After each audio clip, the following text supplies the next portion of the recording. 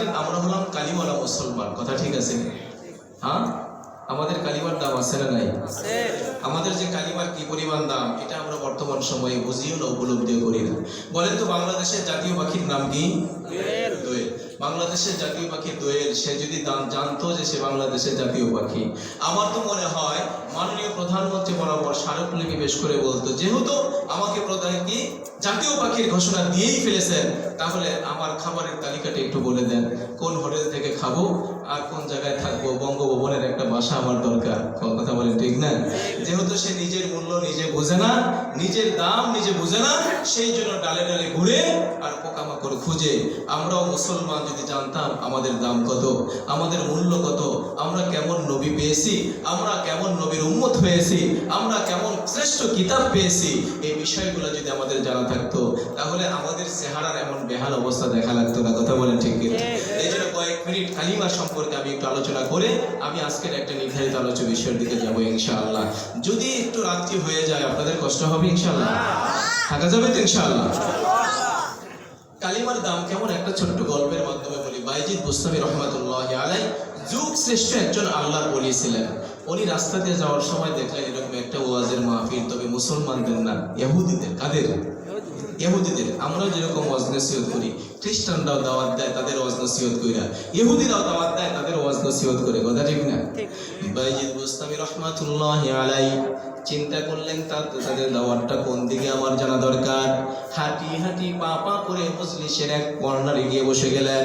যেই মুহূর্তে বাইজিদ বুস্তামি প্যান্ডেলের এক কর্নারে বসে গেলেন, বসার সঙ্গে সঙ্গে ইহুদি পুরোহিতের ওয়াজ বন্ধ হয়ে যায়। সুবহানাল্লাহ। মুরিদেরা ডেকে বলে, হুজুর ওয়াজ কেন করেন না, কেন কথা বন্ধ করে দিলেন? পুরোহিত ডেকে বলে, আমার মনে হয় আখির জামানার পয়গম্বরের কোন উম্মত আমাদের এই প্রোগ্রামে ঢুকেছে, যার রূহানি তাজাল্লির কারণে আমার আলোচনা বন্ধ হয়ে গেছে। বলেন সুবহানাল্লাহ। মুরিদেরা বলে, হুজুর কোন সেই ব্যক্তি যার আগমনের কারণে আপনার ওয়াজের ব্যাঘাত সৃষ্টি হলো? লোকটাকে দেখায় দেন, তার সঙ্গে আমাদের বোঝাপড়া হবে। পুরোহিত ডেকে বলে, তার কোনো দরকার নাই, লোকটাকে আমি কিছু প্রশ্ন করতে চাই, আমার প্রশ্নের উত্তর দিতে পারলে হবে রেহাই, প্রশ্নের উত্তর না পেলে লোকটার উপায় নাই। কে আসো? আখিরি জামানার পয়গম্বর উম্মত, দাঁড়াও। বাইজিদ বুস্তামি এক কর্নার থেকে দাঁড়িয়েছেন, লাব্বাইক হাজির আমি। কি নাম তোমার? বলে, আমার নাম বাইজিদ। আমাদের প্রোগ্রামে কেন আসছো? অসুবিধা কি? আমাদের কোরআনের প্রোগ্রামে কেউ আসলে তোমরা বাধা দিব না। হিন্দু আসলে ওয়েলকাম, বৌদ্ধ আসলে ওয়েলকাম, ইহুদি আসলে ওয়েলকাম, খ্রিস্টান আসলে ওয়েলকাম। গোটা পৃথিবীর মানব জাতির হেদায়েতের মহা উৎস কোরআন। আসো কোরআনের কাছে হেদায়েত নিয়ে যাও। আমরা তো কাউকে বারণও করি না, নিষেধও করি না। তোমাদের প্রোগ্রামে আসছি, এমন কি অসুবিধা? পুরোহিত বলে, ভাইজির সামনে চলে আসো, তোমার সঙ্গে আমার কিছু কথা হবে। আমি তোমাকে কিছু প্রশ্ন করতে চাই, উত্তর দিতে প্রস্তুত আসনি বলো? বাইজিদ বুস্তামি রহমাতুল্লাহি আলাইহি বলেন, আই এম রেডি। সুবহানাল্লাহ। প্রস্তুত মানে 100 বার। কি জানতে চাও তুমি বলো? তো পুরোহিত প্রথম নম্বরের প্রশ্ন করে বলে, এমন এক বলবা যার কোনো দুই নাই, এমন এক বলবা যার কোনো দুই নাই। বাইজিদ বুস্তামি ছিলেন কোরআনের ছাত্র, সঙ্গে সঙ্গে কোরআন থেকে একটা জবাব শোনায় দিলেন। একটা সূরা পাঠ করলেন, সূরার নাম হলো সূরাতুল ইখলাস। মুখস্থ আছেন আপনাদের? আসেনি? পড়লে সওয়াব হবে না গুনাহ হবে? সওয়াব হবে। আমাদের সওয়াবের দরকার আছে না নাই? তাহলে একটু আমার সঙ্গে পড়েন, আউযু বিল্লাহি মিনাশ শাইতানির রাজীম, বিসমিল্লাহির রাহমানির রাহিম, কুল হুয়াল্লাহু আহাদ, আল্লাহুস সামাদ, লাম ইয়ালিদ ওয়া লাম ইউলাদ ওয়া লাম ইয়াকুল লাহু কুফুয়ান আহাদ। বাইজিদ বুস্তামি রেখে বলেন, পুরোহিত তুমি এক জানতে চেয়েছো যার কোনো দুই নাই, ভালো করে শোনো।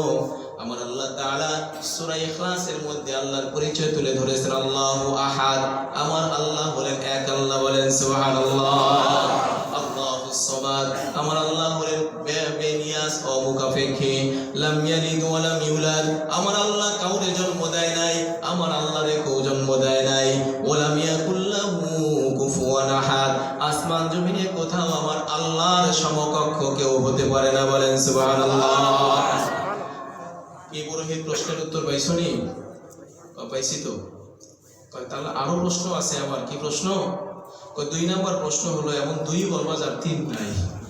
বাইজিদ বুস্তামি বলে তাহলে শোনো, আল্লাহ রাব্বুল আলামিন রাত আর দিন বানাইছেন যার সংখ্যা হলো 2, কিয়ামতের আগে কেউ 3 দেখাইতে পারবে না।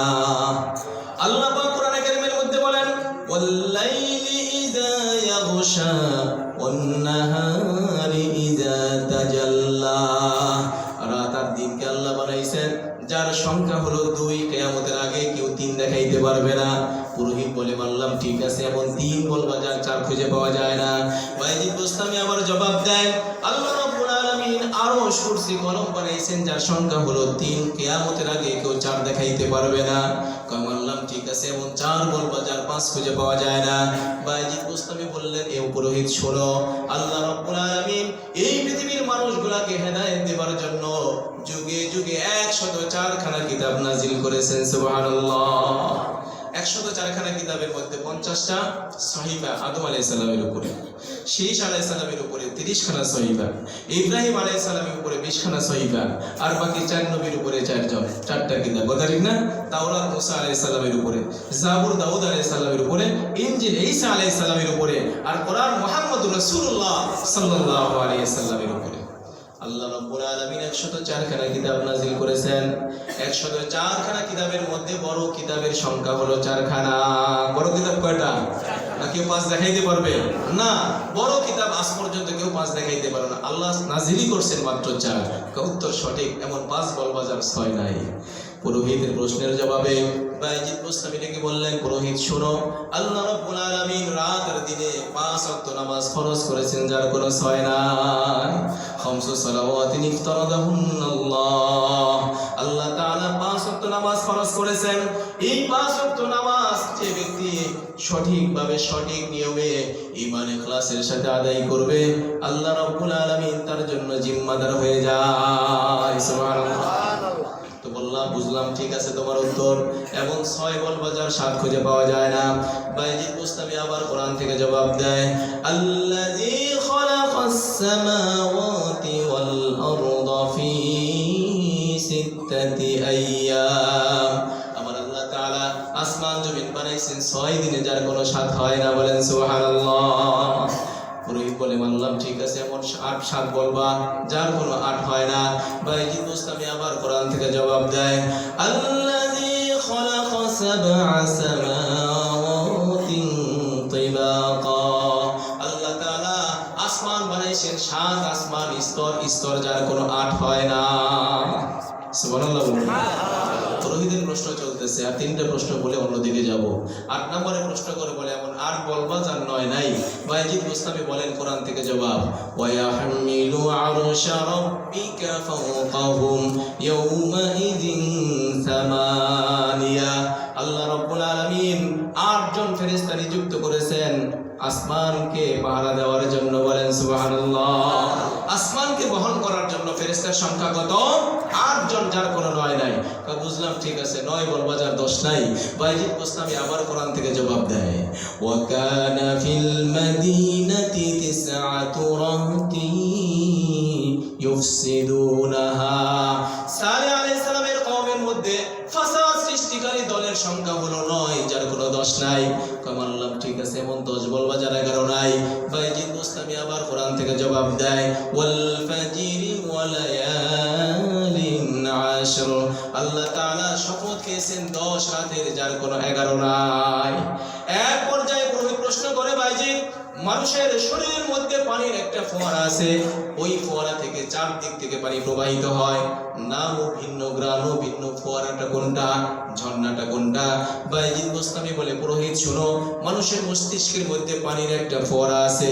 এই পানি যদি মুখ দ্বারা বের হয় তাহলে হয় মিষ্ট, যদি নাক দ্বারা বের হয় তাহলে হয় টক, যদি কান দ্বারা বের হয় তাহলে হয় তিক্ত, আর এই পানি যদি চোখ দ্বারা বের হয় তাহলে হয় লবণাক্ত। বলেন সুবহানাল্লাহ।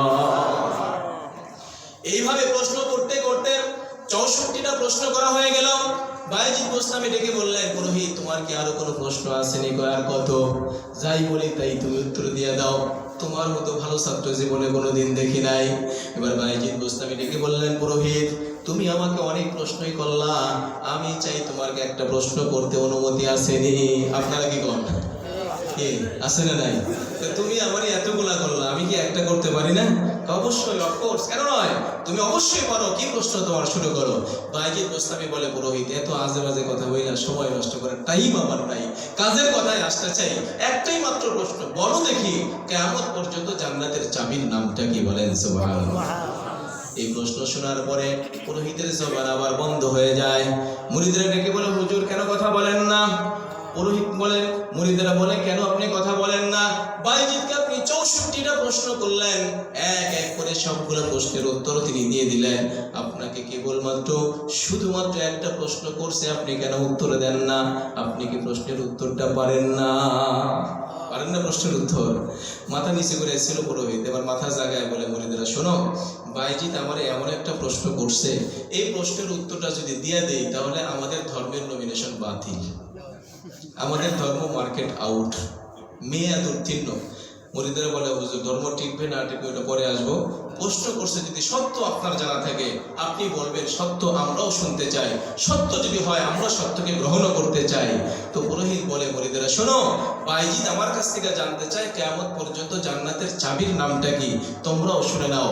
কিয়ামত পর্যন্ত জান্নাতের চাবি হলো লা ইলাহা ইল্লাল্লাহু মুহাম্মাদুর রাসূলুল্লাহ সাল্লাল্লাহু আলাইহি ওয়াসাল্লাম। কিয়ামত পর্যন্ত জান্নাতের চাবি হলো এই কালিমা। আচ্ছা বলেন তো, এখন যদি কেউ পড়ে লা ইলাহা ইল্লাল্লাহ ইব্রাহিম খলিলুল্লাহ, চলবে?